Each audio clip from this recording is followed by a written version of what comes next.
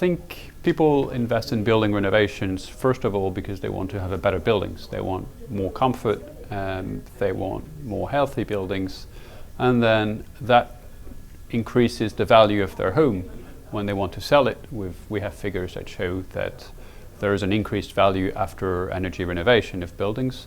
That also translates into higher rents, less risk for your property of being vacant, for example. And then I think for the financial sector, it makes sense to invest because it's a new market, but we have good evidence that energy efficiency pays back. From the public institutions' point of view, clearly we see that there is a potential of job creation and reduction of energy dependency, which is important.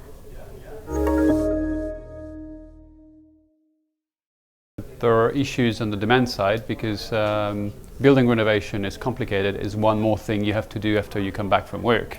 And a lot of people are put off by this. That plays a big role.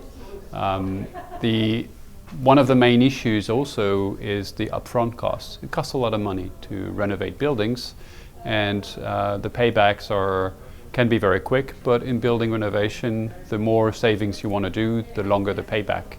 And more people are not wanting or not able to take debt for balance sheet issues because they're a public authority, because they're a listed company.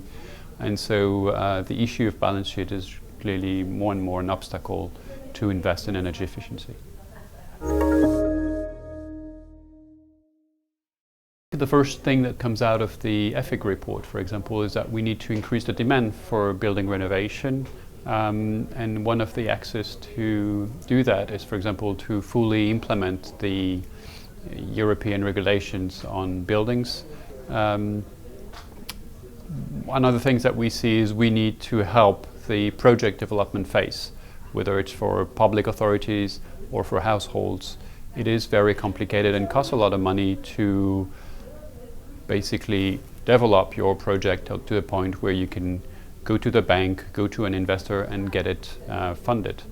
And then on the financial side, we think that the key thing which can be done from the public side is to basically use our public funds to leverage in the private money through revolving funds that will be more sustainable than just giving grants, as is often the case.